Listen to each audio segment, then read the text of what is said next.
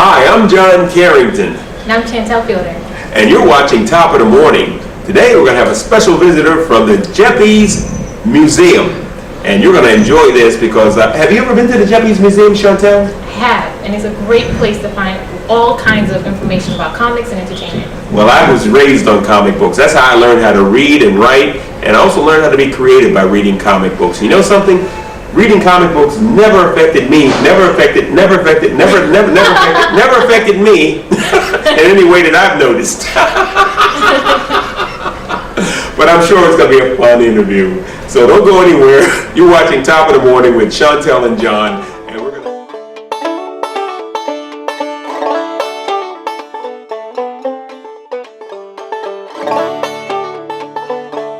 to USS Constellation. There's a grand lady in Baltimore who has taken her rightful place as the Inner Harbor's crown jewel in the heart of the Chesapeake Bay. Launched in 1854 and still afloat. Even more exciting, visitors can come aboard Constellation and explore to their heart's content. On board Constellation, history comes alive as visitors touch, feel, and experience what life was like for sailors during the Civil War. Just bring your imagination. The ship you see here, the sloop of war Constellation, was built at the Gosport Navy Yard in Portsmouth, Virginia, and launched in 1854. A newspaper account from the day of her launch reported that there were 8 pieces of the original frigate Constellation contained within her timbers. The third Constellation was the aircraft carrier CV-64. Launched in 1960, she served until 2003. President Ronald Reagan called her America's flagship. But it's the sloop of war Constellation that's here in Baltimore today, and the Chesapeake Bay has always been central to her story. Throughout her century of service, Constellation served in and out of the Chesapeake Bay. It was kind of like coming home every time she returned to the Chesapeake Bay. She was created here at Gosport Navy Yard. And throughout her career, she came to Annapolis. She spent many years there. She sailed to Philadelphia. She sailed up and down the bay several times. And every time that she returned, it was like a homecoming for her. Hey, we're on the Constellation, and this is Top of the Morning, and our special guest is here, Mr. Michael Soloff from the Geppis Museum. And Mr. Soloff, you're going to be interviewed by Chantel and myself. Fantastic. Tell us something about the museum. The museum has been around since 2006. It started out, it's all the stuff in it is the private collection of one gentleman, Steve Geppi. And Steve has been collecting since the mid-70s. He was originally a postal worker who started out going to comic book conventions and was making more money selling comics than he was in terms of making money in the post office. So he quit his job, opened up a little tiny comic book place in the bottom of a TV repair place, and it did really well. So he was able to open up a bunch more stores. Those did really well. And finally people started coming to him and saying, hey, can you get us comics? So he got out of the selling business, went into the distribution end of things, and from there grew to be the largest distributor of comics in the world. Wow.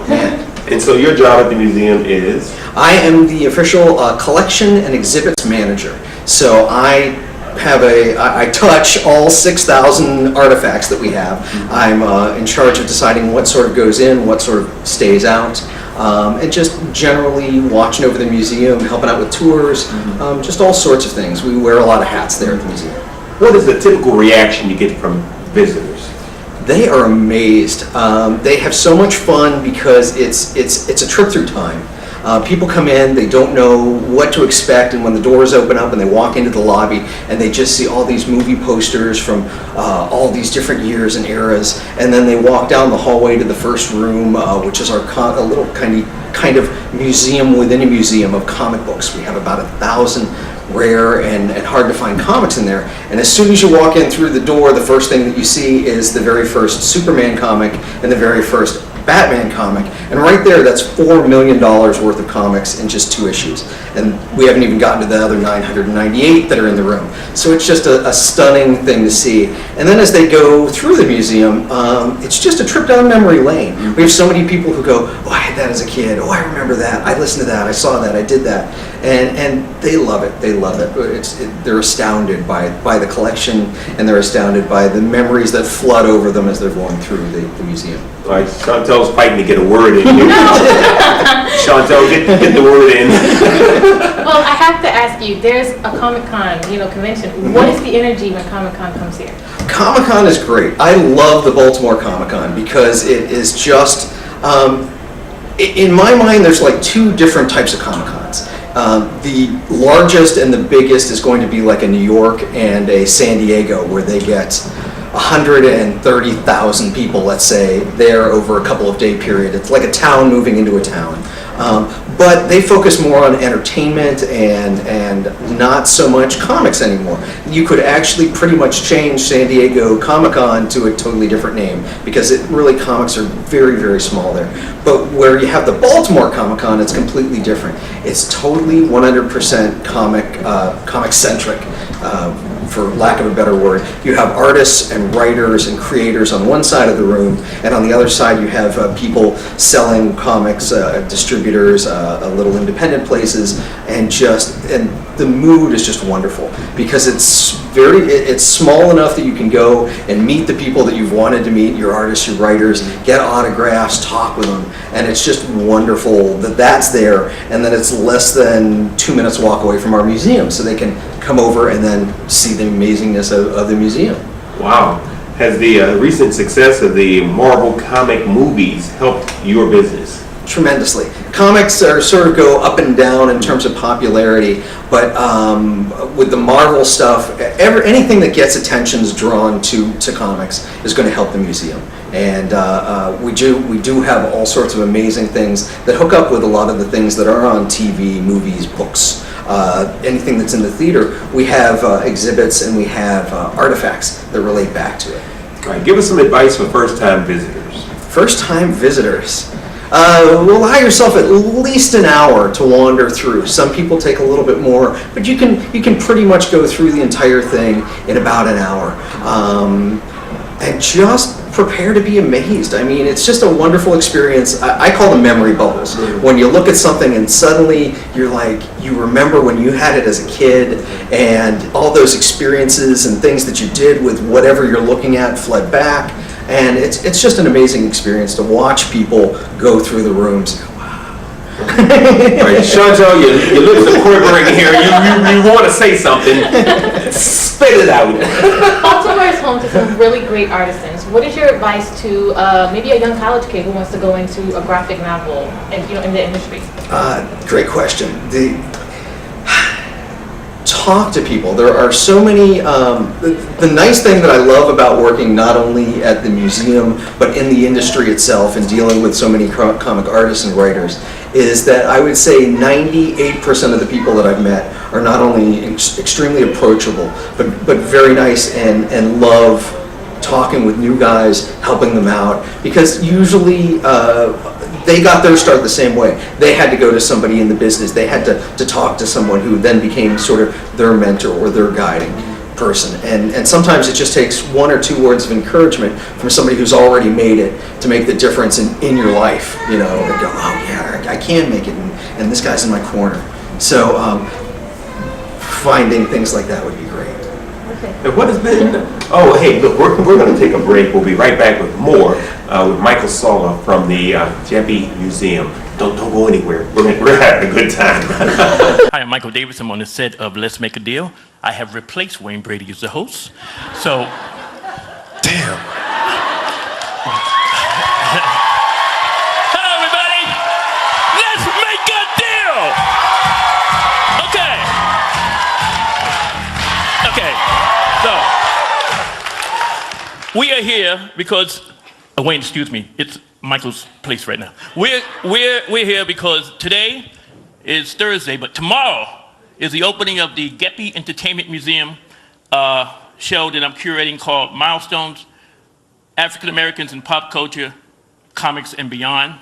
Wayne Brady is probably the biggest comic book fan in this room except for me. Wayne, as one of the biggest comic book fans I know, who's also a big part of pop culture, wanted to take this moment and welcome everyone to the exhibit. And you can do that, Wayne. Hey, everybody. I took a couple minutes while we're taping Let's Make a Deal because growing up, I was just telling the audience that I grew up reading comics. I think that comics really helped influence the way that I think and I process in my imagination, and that's why I started doing improvisation and writing because which kid didn't want to be Superman? Now, the thing is, as awesome as it is to be Superman, imagine yourself growing up in the 70s and the early 80s. It's awesome to want to be Superman, but you also want to be someone that looks like you. And it was really, really an amazing breakthrough culturally when Milestone came on the scene and I first read Icon, because you finally saw someone who looked like you, who may have grown up in the same place as you, doing these incredible feats. And for a second, you could let your imagination run wild. And I think that that's part of the amazing thing about Icon and the Milestone line and everyone connected with Milestone is it gave a little nerdy kid like me who loved comics, who loved drawing comics, who dreamt of one day growing up and making his own books, it gave me something to shoot for. And I think that that's an amazing thing, whether you're white, black, red, purple, any kid. And anytime you have something that you could go, oh, that could be me, that's an amazing thing. So as a fan, I want to say thank you, Milestone, thank you, Michael, and I welcome everybody to get to the museum. Have a wonderful time and keep on dreaming. Now get out.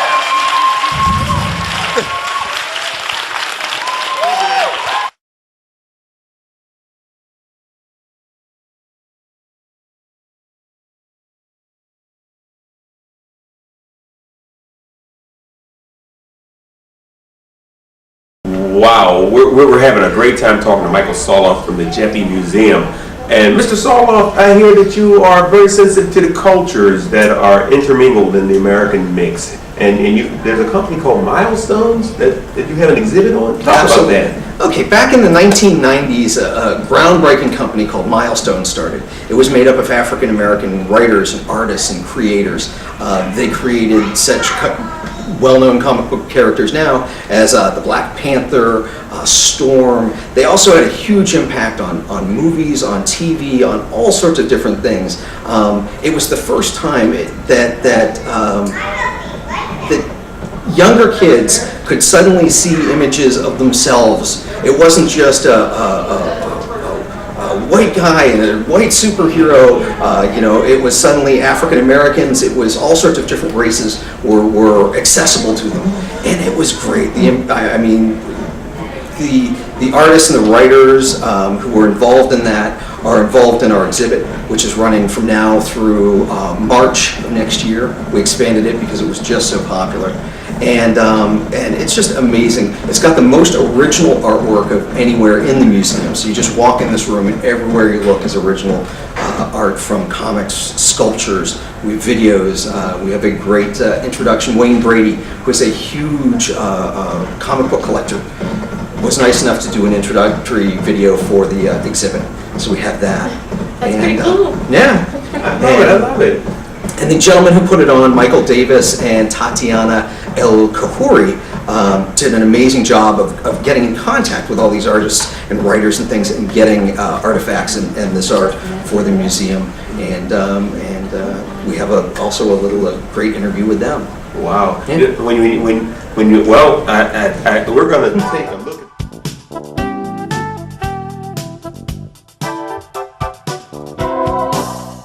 The show is titled Milestones. It's a nod to Milestone Media since it's the 20th anniversary. We are celebrating what came from Milestone, but it wasn't necessarily entirely just Milestone. The show really represents what Milestone represented, the artwork that came before Milestone and set the way for there to even be a Milestone, and then also shining light on what has come and what has been inspired by Milestone Media. We went twofold. Michael Davis has really great connections with various comic book legends and working comics today, and made a lot of personal phone calls and invited people firsthand. But we also wanted to make sure that we could shine a light on up-and-coming artists.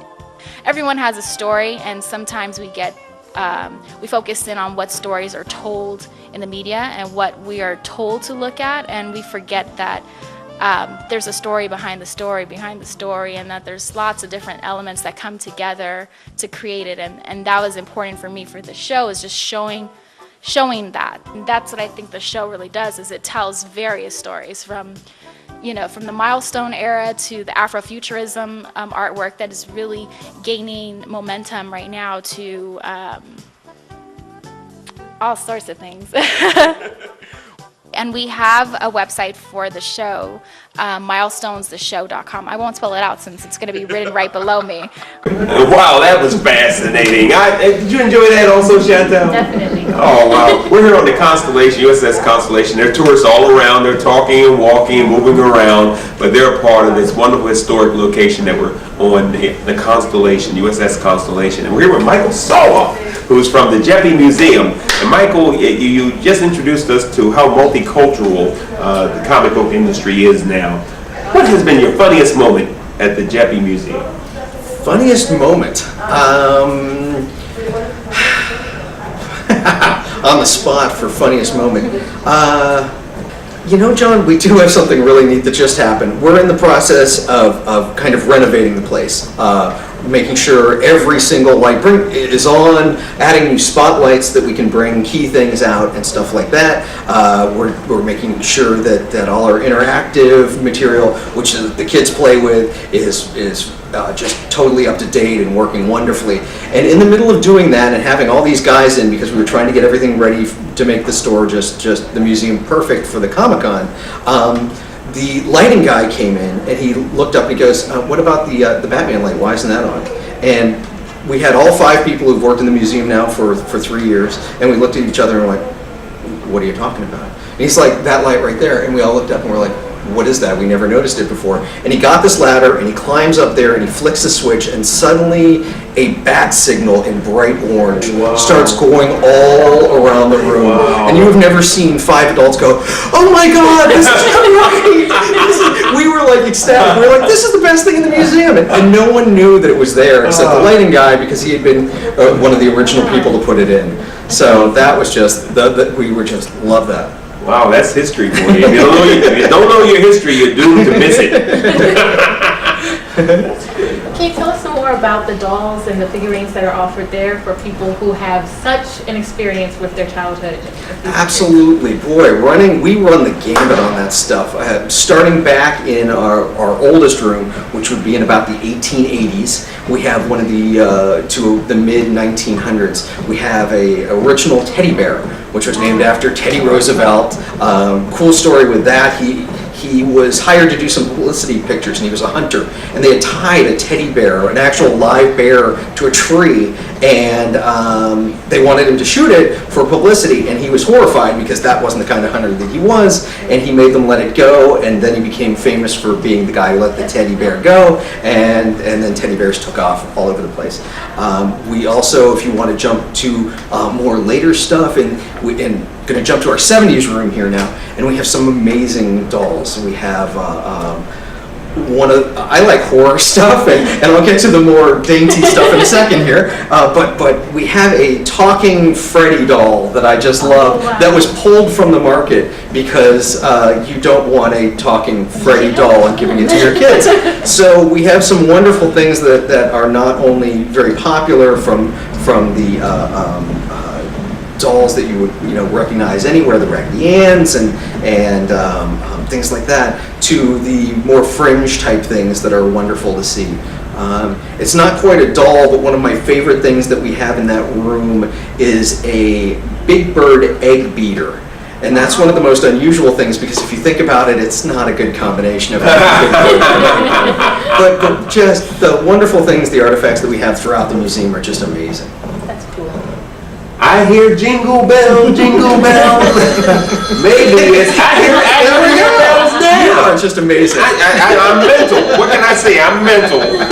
Jingle bells. I hear them too. Wouldn't it be great for people to do their holiday shopping at the Geppie Museum. Absolutely. We have got a phenomenal museum store that has all sorts of different things available, all sorts of pop culture toys, scanning everything from things like Ghostbusters to Peanuts to toys to action figures to graphic novels. We have 30, and we give large discounts on everything just every day. 30% off all our Marvel and DC stuff, 20% off any independent stuff. We got back issues because some kids can't afford $4 sometimes is a lot of money for a comic book. But if you come in for like $1.50 or $2, you can pick up an older issue, but not like a month or two old, and still rack up and get your whole collection up to date. And it's just a wonderful place to find little knickknacks and posters and toys and games and just everything for Christmas.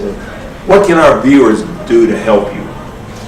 Boy, just come to the museum, and when you do, tell your friends about it, because although we do wonderful programs like this, we love word of mouth. We live on word of mouth, and just everyone's great experiences passed on really makes a big impact on things. Well, we're telling you now to visit the Geppie's Museum when you're in town. We're going to take a quick break and we'll be right back.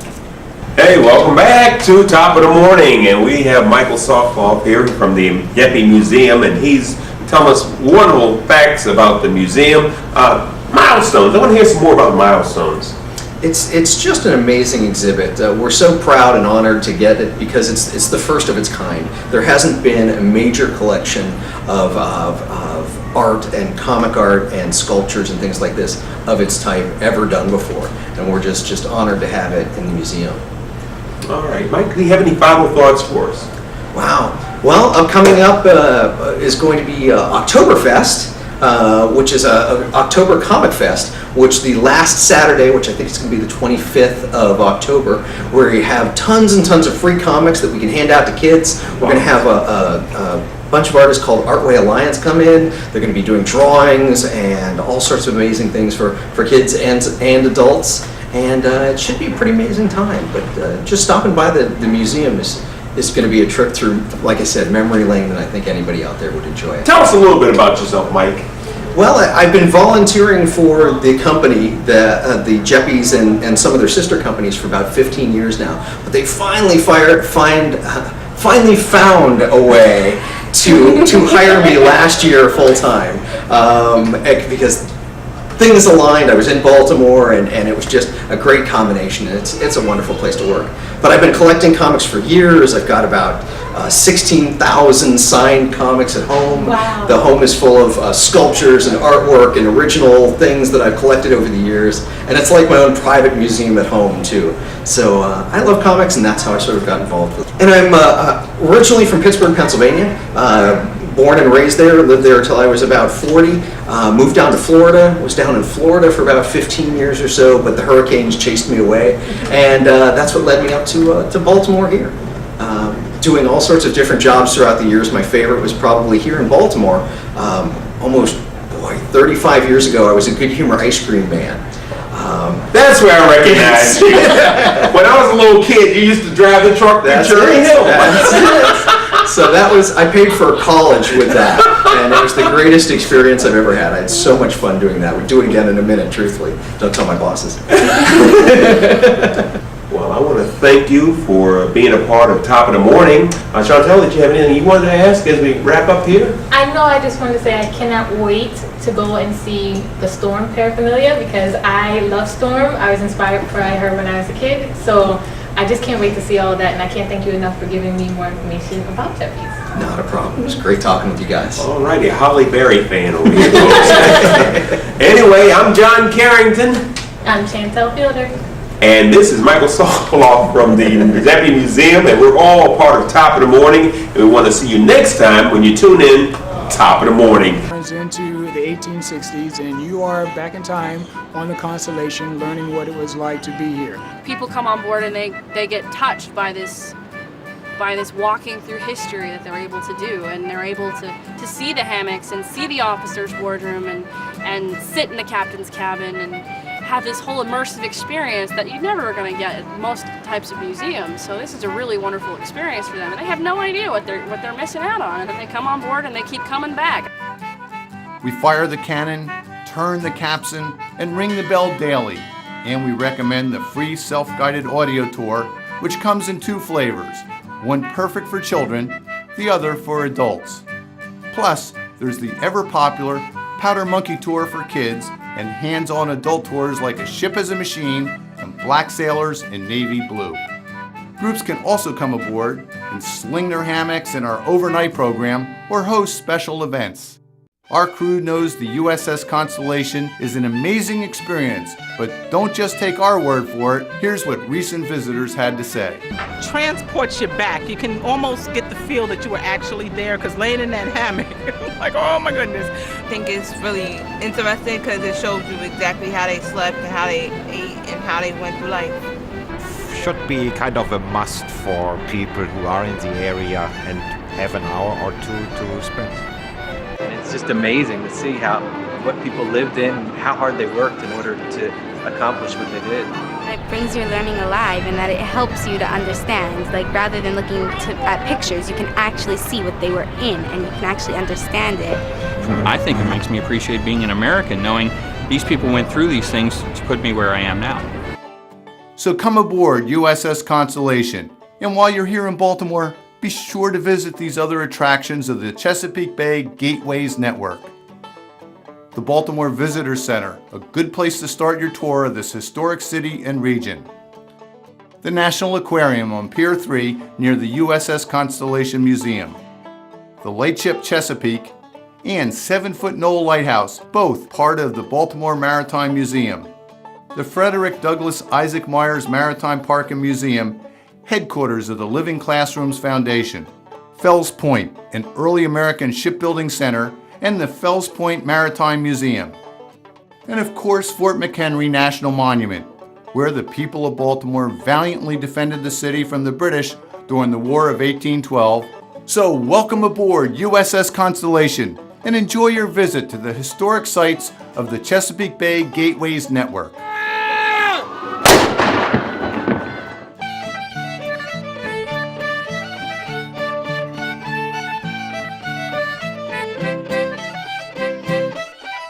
This is exciting. Geppis Museum, the place where comic books come to life. I just enjoyed that. What did you think about it? There's no better place to find a real compilation of entertainment artifacts here in the city.